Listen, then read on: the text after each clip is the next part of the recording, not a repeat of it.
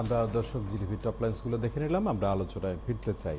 আলোচনা যে জায়গাটা থেকে শুরু করতে চাই সেটি হলো কোটা সংস্কারের যে আন্দোলন এবং গত রবিবারের যে অবস্থা, সেটি নিশ্চয়ই দেশবাসী সহ সবাই, আপনার সাবেক ছাত্রনেতা তিনজনই নিশ্চয়ই বিষয়গুলো পর্যবেক্ষণ করছেন গভীরভাবে। কিন্তু যেটি হলো গত সোমবারে যে বৈঠক হয়ে গেল আন্দোলনকারীর পক্ষ থেকে ১৯ জনের যে প্রতিনিধি দল, সেটি মাননীয় প্রধানমন্ত্রীর নির্দেশে যোগাযোগ মন্ত্রী এবং আওয়ামী লীগের সাধারণ সম্পাদক ওবায়দুল কাদের সাহেব এবং একটি আওয়ামী লীগের প্রতিনিধি দল সেই আলোচনায় অংশ নিল এবং সেখানে একটি সিদ্ধান্ত আসলো যে ৭ই মে পর্যন্ত এই আন্দোলন স্থগিত থাকবে এবং মাননীয় প্রধানমন্ত্রী বিষয়টি পরীক্ষা নিরীক্ষা করে ৭ই মে মধ্যে একটা সিদ্ধান্ত জানাবে।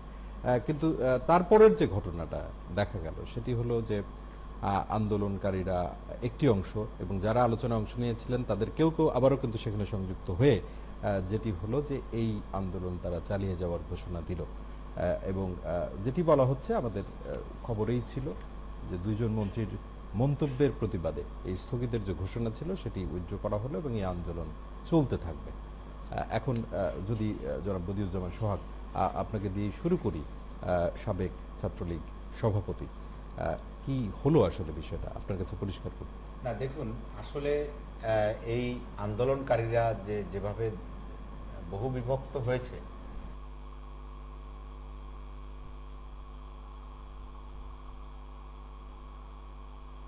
ঢাকা বিশ্ববিদ্যালয় সাংবাদিক সমিতিতে তারা একটি প্রেস কনফারেন্স করেছিল।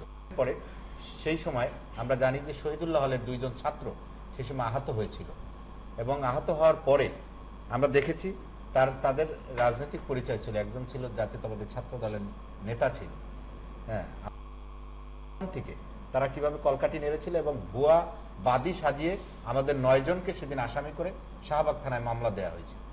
এ কারণেই বলছি যে এটার পিছনে রাজনৈতিক উদ্দেশ্য রয়েছে। তারপরে দীর্ঘদিন কিন্তু এই আন্দোলনটি নেওয়ার কথা হয়নি।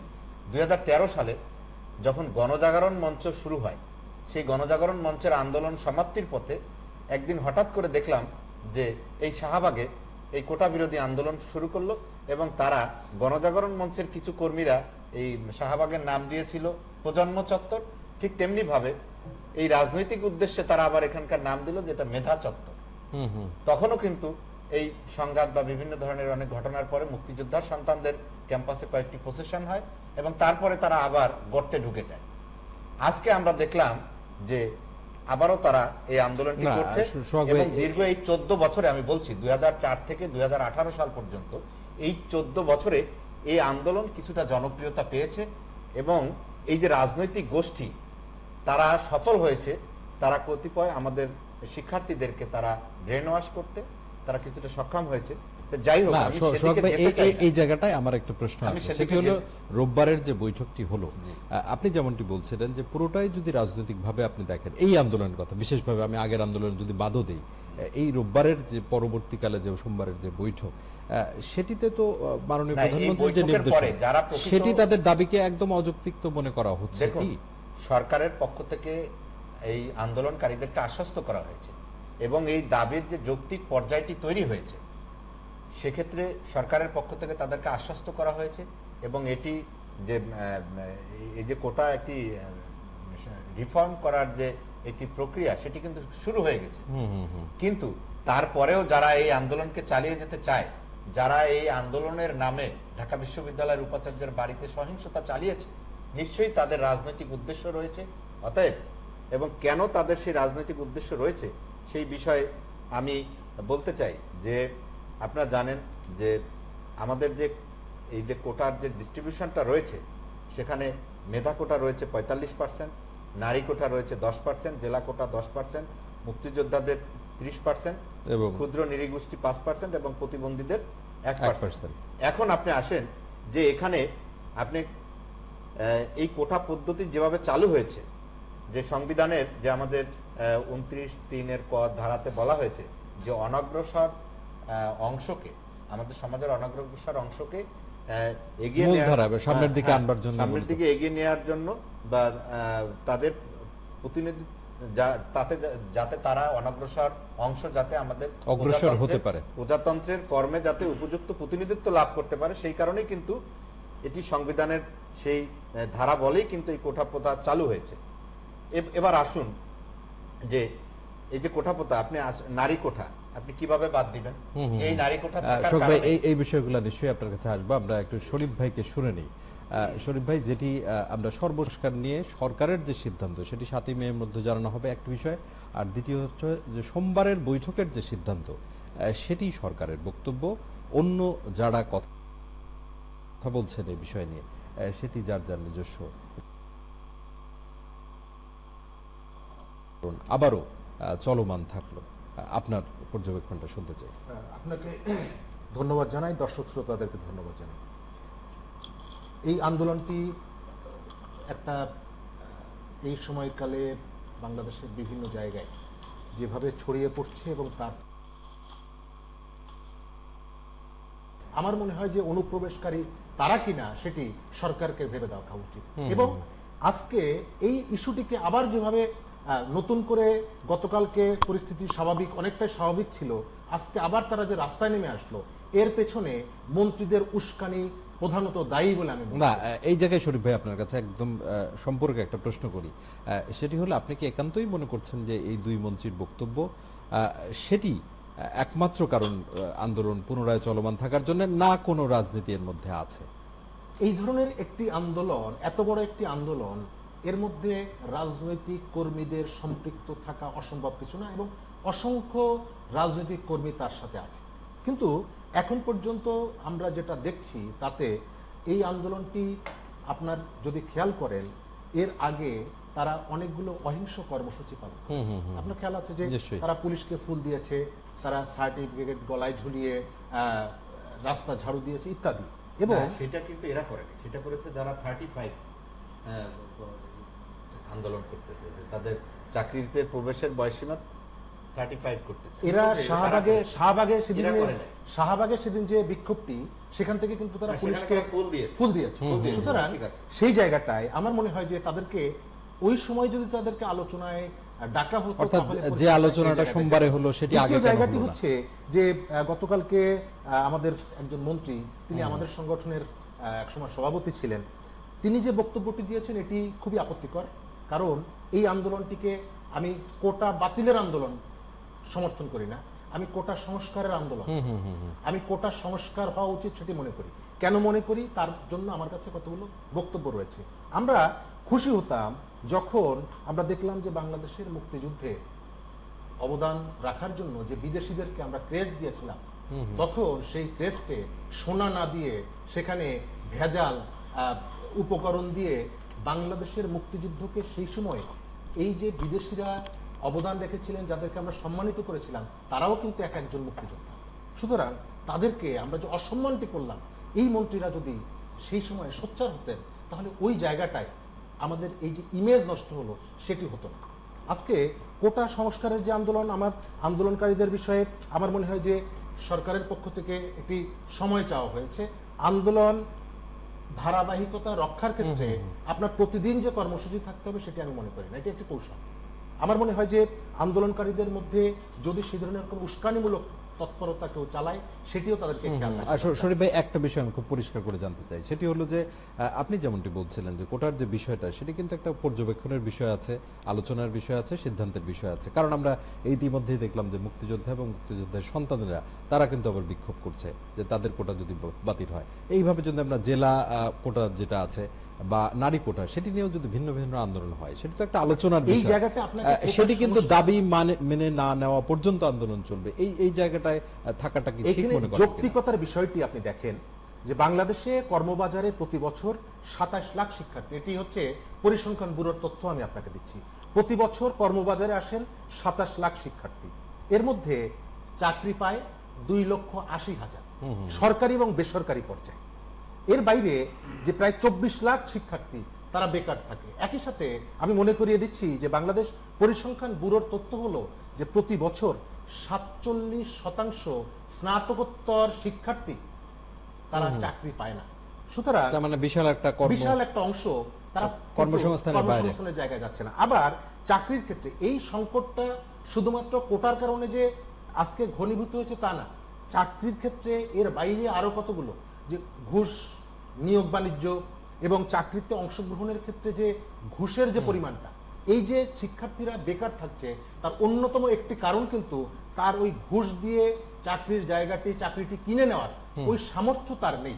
ফলে আপনার এই যে দাবিটা বা এই যে অবস্থাটা, এর সাথে আপনাকে খেয়াল রাখতে হবে যে একজন শিক্ষার্থী যদি চাকরি না পায়, শুধুমাত্র সে যে হতাশাগ্রস্ত হয় তা না, তার উপরে নির্ভরশীল তার পরিবারের অন্যান্য সদস্যরা, নিশ্চয়ই। তাদেরও কিন্তু একটি ক্ষোভ এই সিস্টেমের বিরুদ্ধে, এবং সেই সিস্টেমকে যিনি টিকিয়ে রাখছেন তার বিরুদ্ধে, বা যারা টিকিয়ে রাখছে বা যে কারণে টিকে থাকছে তারপরেও উপরেও কিন্তু একটি ক্ষোভ তৈরি হয়। ফলে বাংলাদেশের সামগ্রিক ক্ষোভের জায়গাটি বিবেচনা করে আমার মনে হয় যে এখন সময় এসেছে। আরেকটা জায়গা আপনি লক্ষ্য করবেন যে প্রতি বছর মুক্তিযোদ্ধাদের জন্য যে কোটাটি রয়েছে সেটি সেই কোটা অপূর্ণ কিন্তু থেকে অপূর্ণ থেকে যাচ্ছে। তার মানে হলো যে আপনার যে সংখ্যাটি আপনি নির্ধারণ করে রেখেছেন,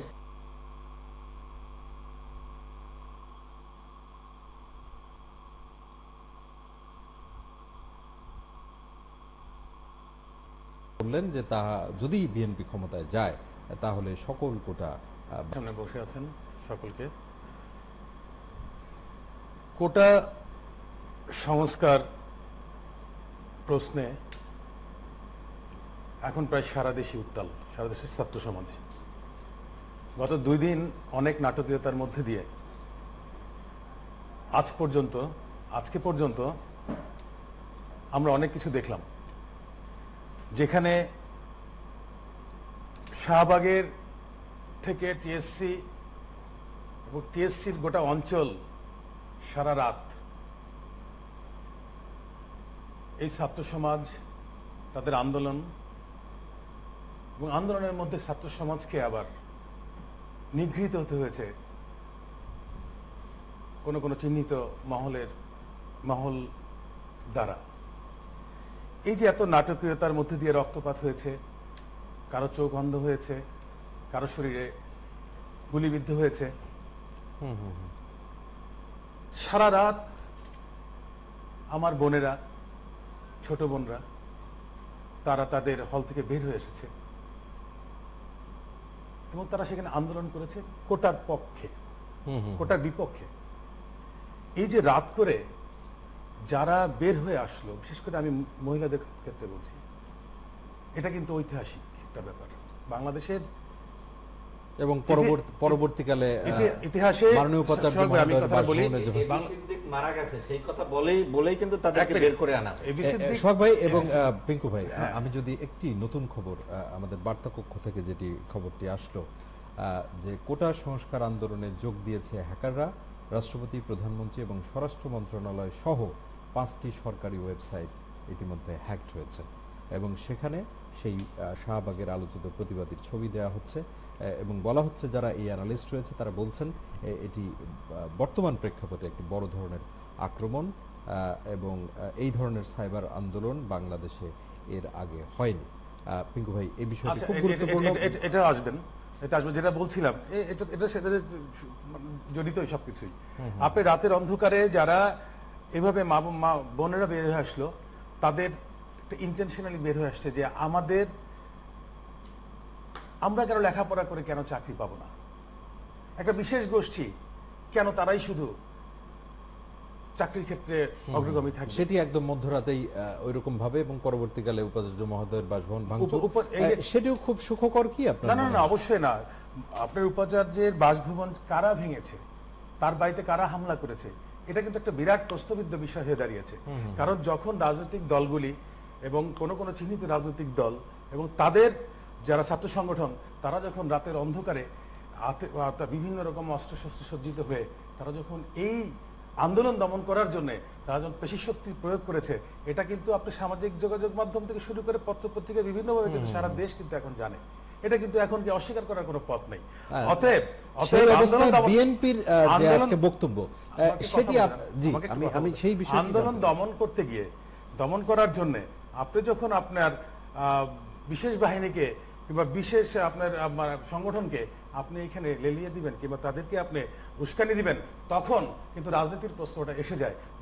যেটা রাজনীতির মধ্যে ছিল সন্ধ্যা থেকে গভীর রাত পর্যন্ত, বোনেরা বের আসার আগ পর্যন্ত, কিন্তু পরবর্তীতে যখন এই ধরনের একটা ঘটনা ঘটেছে, আমরা আজকে জেনেছি বিভিন্ন পত্রপত্রিকার মাধ্যমে যে যারা ওখানে আক্রমণ করেছে যারা ভিসির বাসভবন আক্রমণ করেছে, যারা ভিসিকে আক্রমণ করেছে, তাদের কিন্তু মুখ বাঁধা ছিল, মুখোশ বাঁধা ছিল।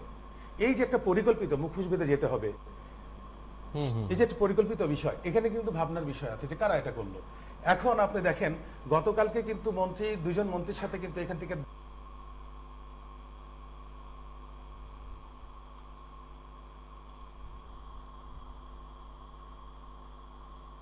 শিবির, এটা সোহাগ ভাইদের মুখে সবসময় জামাত শিবির বিএনপি এগুলি থাকবেই, এটা থাকবে, এটা পলিটিক্যাল পারসন, সে তার মুখে থাকবে, তো আমার মুখে না। আমি তো এই আন্দোলনের ইতিহাসটা টেনে বলছি। এই আন্দোলনটা 14 বছর আগে শুরু হয়েছিল। আজকে তারা এই আন্দোলনটা একটা পর্যায়ে নিয়ে আসতে পেরেছে। আপনি বলেছেন, আমি এটাকে আপনার কথাটাকে আমি আই ডু এগ্রি জি, যে ওই সময় তারা এটা শুরু করেছিল, কিন্তু এটার যৌক্তিকতা যে আছে সেটা কিন্তু আজকের পত্রপত্রিকাগুলি আপনি দেখলে কিন্তু বুঝতে পারেন, যেখানে ডক্টর আরএফএন সিদ্দিকী, যেখানে ডক্টর ইমাজউদ্দিন আহমেদ সহ অনেক বিশেষজ্ঞই কিন্তু আজকে কিন্তু তারা কিন্তু এটার পক্ষে মানে বিপক্ষে কথা বলেছেন। আপনার কাছে আসতে চাই, এবং আপনি যে কথা বলেছেন যে আজকে বিএনপির পক্ষ থেকে, বিএনপির সিলেটের যে সমাবেশ থেকে নেতৃবৃন্দ বলেছে যে এটা একেবারেই তারা ক্ষমতায় আসলে একেবারে এটা কোটা রাখবেন না। এখন রাজনৈতিক কারণে অনেক কথাই অনেক সময় বলা যায় এবং হয়তো বা সেই কারণে তারা বলে থাকতে পারেন, কিন্তু এটা কিন্তু কোটার বিষয়টা কিন্তু এখন এমন একটা জায়গায় এসেছে যে কোটাকে কিন্তু একটা জায়গার মধ্যে এটাকে কিন্তু সংস্কারটা খুব জরুরি করতেই হবে। সেটা 10% জানেন, 5% জানেন। আমার নেতা তারেক রহমান কিন্তু কয়েকদিন আগে, আজ থেকে বেশি 10-12 দিন আগেই উনি একটা লন্ডনে একটা বক্তব্যে উনি বলেছেন যে বাংলাদেশে যে এই যে একটা অসম একটা বিন্যাস, যার জন্য যারা মেধাবী তারা কিন্তু তাদের লোকে পৌঁছাতে পারছে না, এবং সেখানে সে 5% এর কথা বলেছে। আমি কথা শেষ করে দিই, তারপর কথা বলেন, আমি আবার অনেক সময় পরে পাবো। সে কি তারেক রহমান আমাদের নেতা কিন্তু বলেছে যে এটা 5%-এ আনা উচিত, এবং আমরা ইন ফিউচার আমরা ক্ষমতায় আসলে আমরা সেটা 5%, সুতরাং এই বিষয়টা চেষ্টা করব। সেখানে মুক্তিযোদ্ধা থাকবে বেশি, হয়তো বা একটু অন্যটা একটু কম থাকবে, 5 যেখানে হয় 10 হবে, এরকম করে হয়তো বা হবে, কিন্তু এটাকে বিন্যাস করতেই হবে, এটা সবাই এখন চাচ্ছে। আবারও আসবো নিশ্চয়ই আপনার কাছে। সোহাগ ভাই, যে খবরটি এই ধরনের অনাকাঙ্ক্ষিত ঘটনা ঘটতে পারত কিনা, যেটি শরীফ ভাই বলবার চেষ্টা করছিলেন, আমি ওই প্রসঙ্গে আসছি। দেখুন যে আজকের যে এই যে কোটা ব্যবস্থা ছিল, যে নারীদের কোটা ছিল, আমরা জানি যে আমাদের বাংলাদেশের নারীরা কিভাবে পিছিয়ে ছিল, কিন্তু আমরা দেখছি যে আমাদের সাম্প্রতিক সময় যে আমরা মিলেনিয়াম ডেভেলপমেন্ট গোলের কারণে নারীদের এমপাওয়ারমেন্ট হয়েছে, নারীদের এমপাওয়ারমেন্ট হয়েছে, তাই এটিকে আমরা অস্বীকার করতে পারবো?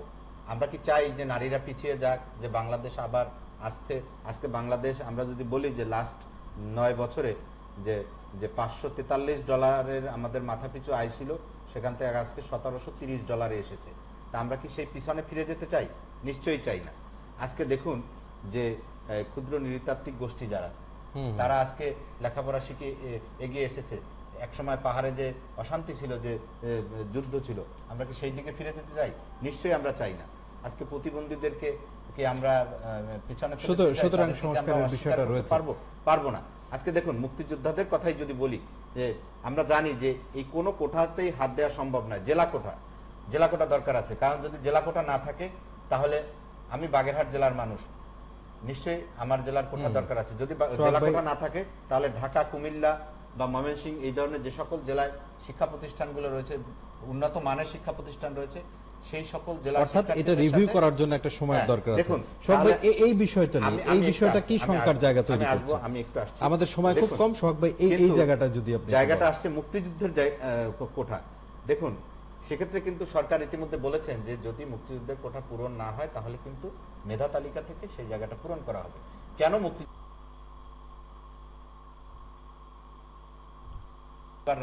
তারা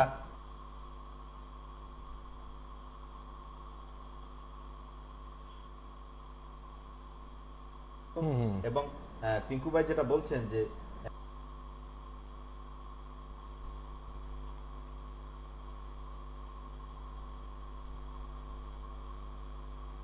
সেই লিস্ট থেকে কিন্তু গত 10 বছরে ভাই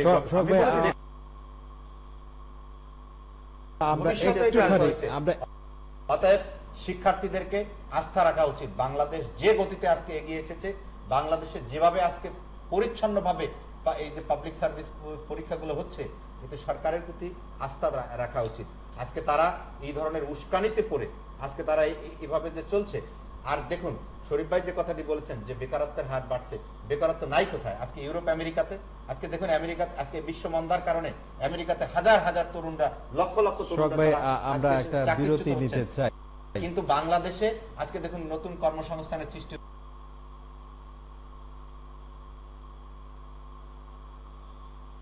দর্শক, বিরতির পর আরো একবার স্বাগত জানাচ্ছি পূর্বাচল রিজন টাউন আজকের সংবাদ সংলাপে, এবং বিরতির পর শুরুতেই অনলাইন নিউজ পোর্টাল সারাবাংলা.net এর প্রধান শিরোনামগুলো আমরা দেখে আলোচনা করতে চাই।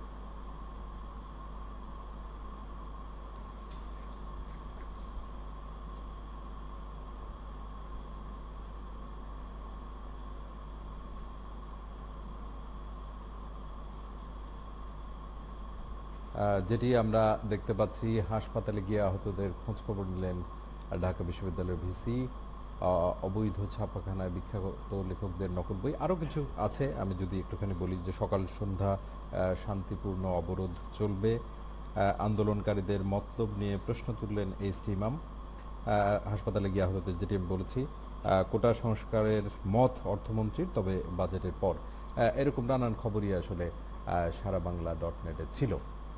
আমরা আলোচনায় ফিরতে চাই।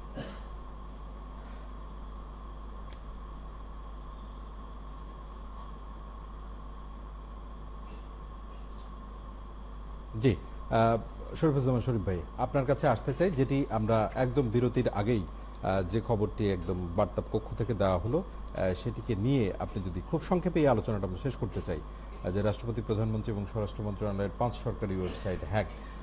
নিঃসন্দেহে এটি একটি বড় রকমের খবর, বড় ধরনের সাইবার আক্রমণেরও খবর।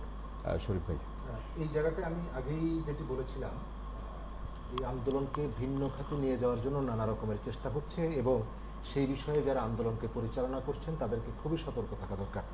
আপনার খেয়াল আছে যে গতকালকে সারাদিন একটা ছবিকে ভাইরাল করা হয়েছে, সেটি হচ্ছে যে মুখোশ পরে, কিন্তু মজার ব্যাপার হচ্ছে ওটা ঢাকা শহরের ছবি না, ওটা কলকাতা শহরে ভারতের কমিউনিস্ট পার্টির মিছিলে, সেখানে তৃণমূল আক্রমণ করেছে। এবং লক্ষণীয় ব্যাপার হচ্ছে যারা এই কাজটি করেছে তারা এতটাই বোকা যে উপাচার্যের বাড়িতে আক্রমণ হয়েছে রাতের বেলায়, রাত 2-3টার দিকে, অথচ সেই ছবিটি প্রকাশ্যে দিনের বেলায় চারিদিকে দেখা যাচ্ছে, দিনের নানান আলো, রকম ছবি সেখানে আসলে। সেটি দিয়ে বলা হয়েছে যে মুখোশ পরে সেখানে যাচ্ছে। তো এই ধরনের মিথ্যাচার করতে হলেও একটু পরিকল্পনা নিয়ে যে করতে হয়, সেটি আমাদের তাদেরকে স্মরণ এবং করিয়ে সেটি দিতে হবে। কিন্তু ভিসিও বলেছে যে হ্যাকারের যে বিষয়টি আপনি বললেন, এটি আমার মনে হয় যে এই আন্দোলনকে ক্ষতিগ্রস্ত করার জন্য নানা রকমের অন্তর্ঘাতমূলক তৎপরতা চালানো হচ্ছে। এই কাজটি করে একটি জনসমর্থন রয়েছে, বিপুল সংখ্যক তরুণ যে ইস্যুটিতে সম্পৃক্ত হয়েছে, সেটিকে ভিন্ন খাতে প্রবাহিত ভিন্ন খাতে করবার। নিয়ে যাওয়া ঠিক হবে না। আমার মনে হয় যারা এই আন্দোলনের কে নানাভাবে এইভাবে বিতর্কিত করছে বা করতে চায়, অথবা এটাকে মানে ভন্ডুল করে দিতে চায়, তাদের ব্যাপারে আমাদেরকে সতর্ক থাকা দরকার। সোহাগ একটি বিষয় বলেছে যে আমাদের এখানে কর্মসংস্থান বাড়ছে। হ্যাঁ, সত্য, কর্মসংস্থান বাড়ছে। সেই তথ্যটি আমি দিলাম যে এটি বাংলাদেশ পরিসংখ্যান ব্যুরোর তথ্য, যে এখানে কর্মসংস্থান যেমন বাড়ছে, একই সাথে এখানে বেকারের সংখ্যা কিন্তু আমরা আমাদের কাজগুলো করতে হবে। সুতরাং সংকটের জায়গা কিন্তু থেকে সংকটের জায়গাগুলো আইডেন্টিফাই করতে হবে না। আমি শেষ করি আর কি। একটা কথা অ্যাড করি শরীফ ভাই, আমার মনে হয় পাবলিক সার্ভিস কমিশন এই 28তম বিসিএস থেকে বর্তমান এই 38 বা 39তম পর্যন্ত এতটা স্বচ্ছ এবং এই ধরনের পিএসসির পরীক্ষা বা এই ধরনের নিয়োগ বাংলাদেশের ইতিহাসে অতীত হয়েছে বলে আমার জানা নেই। জি, শরীফ ভাই, এই তরুণদের কাছে অত্যন্ত আশাবাদী এবং এই তরুণদের এর প্রতি আস্থা রাখা উচিত। আমি সামগ্রিক নিয়োগ পদ্ধতির কথা বললাম, তার প্রমাণ হচ্ছে যে গত কয়েকদিন ধরে আমরা দেখছি যে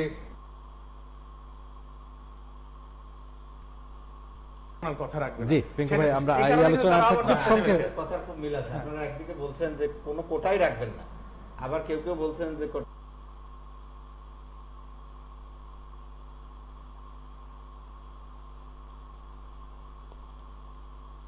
তাদের সাথে কিন্তু পিঙ্কু ভাই, আমরা যে আলোচনাটা আসতে চাই, পিঙ্কু ভাই আপনাকে ধন্যবাদ জানিয়ে খুব সংক্ষেপে একদম 3-4 মিনিট আমাদের সময় আছে এই আলোচনার। সেটি হলো, সামনেই হলো গাজীপুর এবং খুলনা সিটি কর্পোরেশন নির্বাচন, এবং এই বছরই হচ্ছে নির্বাচনী বছর। সেক্ষেত্রে 2 দলের প্রার্থিতাও মোটামুটি ঘোষণা করা হয়েছে, যদিও প্রত্যাহারের শেষ সময় এখনো রয়েছে।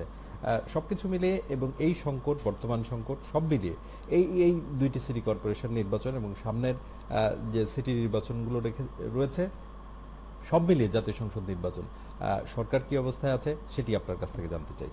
বদরুজ্জামান সোহাগ। না দেখুন, এই নির্বাচনে ইতিমধ্যেই আওয়ামী লীগ এবং বিএনপি তাদের প্রার্থিতা ঘোষণা করেছে। আমরা আশা করছি যে এটি একটি খুবই, যেহেতু আমাদের জাতীয় সংসদ নির্বাচনও এই বছরে, তার পূর্বে এই নির্বাচনটি অত্যন্ত প্রতিযোগিতাপূর্ণ এবং অত্যন্ত মানে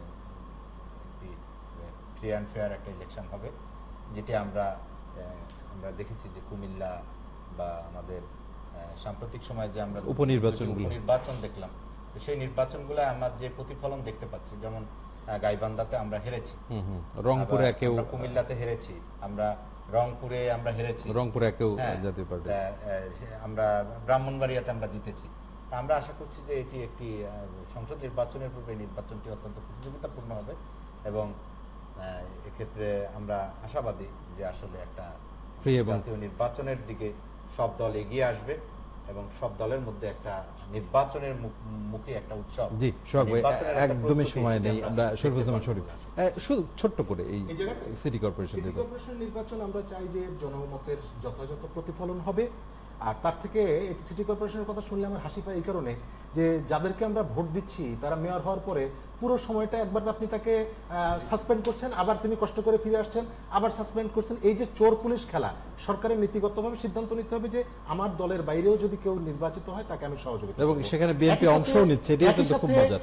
জনগণেরও একটি দায়িত্ব রয়েছে। আমি নাম ধরে বলতে চাই যে গাজীপুরে গতবার যিনি জিতলেন, যিনি বিএনপির সময়ে হজের টাকা আত্মসাৎ করে মন্ত্রিসভা থেকে বহিষ্কৃত হলেন, তাকে ওই অঞ্চলের মানুষ আবার তাকে ভোট দিয়ে দিল। অর্থাৎ বাংলাদেশের মানুষের গণতন্ত্র প্রতিষ্ঠার ক্ষেত্রে, গণতন্ত্রকে এস্টাবলিশ করার ক্ষেত্রে বাংলাদেশের নাগরিকদের, ভোটারদের যে একটি দায়িত্ব রয়েছে, সেই দায়িত্বটাও যাতে বাংলাদেশের ভোটাররা, ওই অঞ্চলের ভোটাররা পালন করে।